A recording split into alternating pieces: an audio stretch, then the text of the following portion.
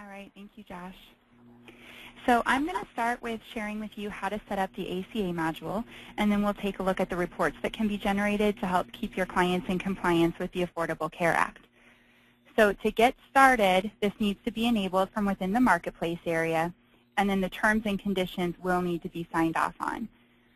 Then the security settings will need to be enabled from 3 different areas from within the appropriate security profile. So I'm going to go ahead and take a look at what needs to be enabled. So under company settings, the profiles and policies, we're going to access our security profile. We'll select the appropriate security profile. And the first area that we want to enable it under is the HR tab. So here we want to enable the ACA timeline. So we want to be able to view and edit the timeline. Then under the Global tab, here is where you can enable the ACA defaults. And under the Profiles tab, this is where you can enable the ACA profiles. So now that we have everything enabled, we can go ahead and configure the ACA profile by going up to Company Settings. Under Profiles and Policies, we now have a link here for the Affordable Care Act. So I'm going to start by creating a new profile. So what we mean by auto run here is how many days after month's end to calculate and make sure that everything has been updated from the previous month. So typically you want to give this a couple of days after month's end before you automatically calculate that data. So now we can start by adding the rules to our profile by clicking on the Add Rule button here on the bottom navigation bar. And the first rule that I want to enable is the Initialize Periods rule. So in other words, what dates to use to calculate everything. So we'll go ahead and open this up. So you're going to need to define the first month cutoff day. So for example, the system will look to see if their hire date is prior to the selected cutoff date to determine the calculation, because you would not want to start the calculation in the first month of employment for an employee because they've only worked a partial month. So in this case, you would want to start them on the second month, and the hours from the first month will count towards their administrative period. So for example, if I set this first month cutoff day to the second day of the month, and then the employee starts on January 1st, then the first month calculated would be February, because January was a partial month, and that was based on that cutoff date. Now, the most common measurement period is 12 months, because that's the easiest to manage, but this could be anything ranging from 3 months all the way up to 12 months. So now we can go ahead and configure the ongoing rules, which will include the stability period, the measurement period, the month that the measurement period starts on, and how long the administrative period should be. So for example, you could have the measurement period start in November, and then the administrative period could be for 2 months if the plan were to start on the calendar year or on January 1st. So the next rule that we want to calculate is the monthly hours. So I'm going to go ahead and use the Calculate Monthly Hours from Time and Attendance.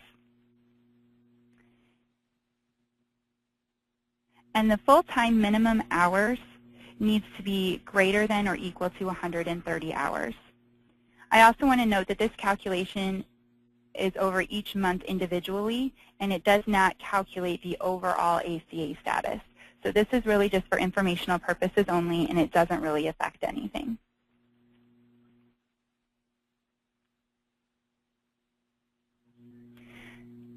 So the next thing that we want to do is calculate the ACA status. So this is going to determine the actual full-time or part-time status based on your measurement period. We can then set up the rules around determining if this is an affordable plan, if an affordable plan is offered. So an affordable plan can be determined as long as you meet certain criteria, or at least if one of these are true. So the federal poverty level needs to be less than or equal to 9.5%, or the monthly cost is less than or equal to 9.5% of their hourly rate, or less than or equal to 9.5% of last year's W-2s for payroll companies. and also if the monthly cost is less than or equal to 9.5% of the employee's salary.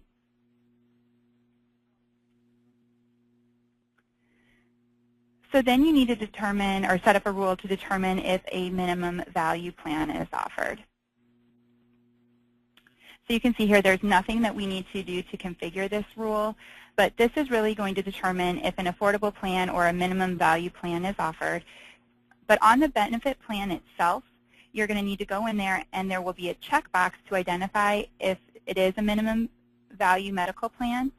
And this box is only available for a plan type defined as a health plan. So the next rule that we need to configure is whether or not this is compliant. Again, there is nothing that we need to do to configure this rule, but basically this is going to take a look at the employee's status and determine that if they're full-time, then they need to have an affordable plan available and a minimum value plan offered. You can also set up rules to calculate a future possible upgrade to full-time status so that you can manage the testing period to see if people are close to that threshold. So this is going to calculate any hours greater than or equal to the number of hours that you enter in here so that you can keep tabs on a possible upgrade. Also, the measurement period would need to be changed because once you have reached that 12 months, it's really too late to manage this. So for example, you can change the hours to say 125 hours and then change the measurement period to look at the employee status every 3 months. So keep in mind, this is just for informational purposes so that you can be notified of a possible upgrade and you can help manage those employees. So you can also set up rules to calculate a future possible downgrade to part-time status as well. And this is going to calculate the hours less than or equal to the number of hours that you enter in here so that you can keep tabs on a possible downgrade. Again, the measurement period would need to be changed so that you can effectively manage this. So a good example of this is that you could change the hours to 135 hours and then change that measurement period to look at the employee status every 3 months. And once again, remember this is just for informational purposes so that you can be notified of a possible downgrade and easily manage those employees. So now that we have configured this, let's go ahead and take a look at the reporting capabilities that we have available in this module. So we can actually access all of our ACA reports under My Report under the Affordable Care Act. So you can see we have a couple of reports listed here. The first report that I want to take a look at is the Employee ACA report.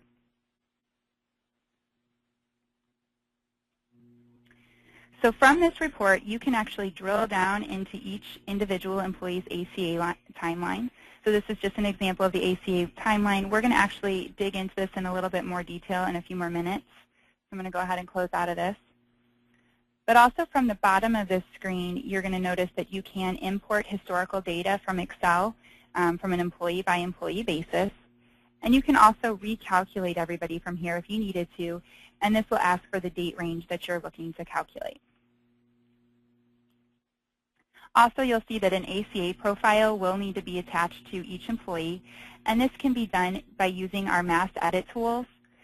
Also, you can set up the default ACA profile to automatically be added to new employees by going to Company Settings, Global Setup, and then bringing in the window for the default ACA profile.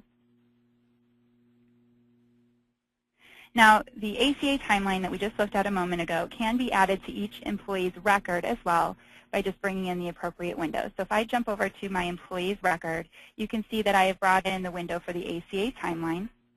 And while we're looking at this, I do want to take a brief moment to explain what each of these items are that the ACA module is capturing for reporting purposes. So you can see here that we are tracking the number of hours for each employee. We're tracking the monthly status, which is calculating the full-time or part-time status based on the number of hours worked for that month. We're tracking the ACA status, and this will report the actual full-time or part-time status. And the ACA status changes at the end of the measurement period, which is based on the average hours worked, and then the status will be changed to the full-time or part-time status. We're also keeping track of the initial measurement month, the administrative period month, and the measurement month. And I do want to point out that the initial measurement period and the measurement month are different based on when the employee starts. We're also tracking the stability month, whether an affordable plan is offered, whether a minimum value plan is offered, if this employee is in compliance, whether this employee is approaching ACA full-time status, or if this employee has a possible downgrade back to part-time status. Now, if I bring your attention back up to the top of this report, you can see that the date range is going to display the months that we're looking at within this report. So you can display up to 12 months within this report, and you can use these arrows here at the top to move the dates that are being displayed either forward or backwards. You can also see the calculated to date. This is telling us how far it has been calculated so far. All right, so I'm going to go back to our previous screen.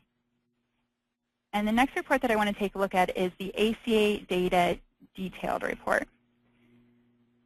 So in this report, every row from the timeline becomes a column. And then you can go ahead and use this report to filter for certain criteria. So if you wanted to see who is in compliance, you can go ahead and use the compliant column. You can filter it for anything that equals N, and then you can see if anybody is out of compliance. You can also use this report to filter for different date ranges. So for example, if you wanted to filter this for the last quarter, you could go ahead and do so.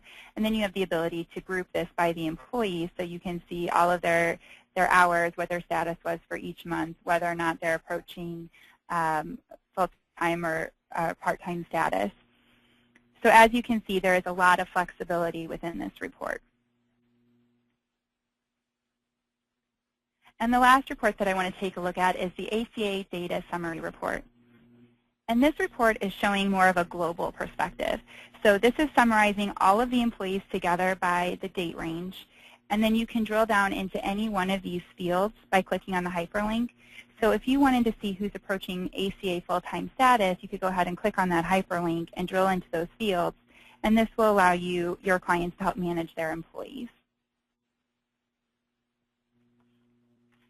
Now also, this report that you see here is actually available as a dashboard widget. So this widget that you see here on the dashboard will display the last 3 months. And once again, you can go ahead and drill down into any of these fields to get further detail. So as you can see, these reports will help your clients stay in compliance with the ACA guidelines and be proactive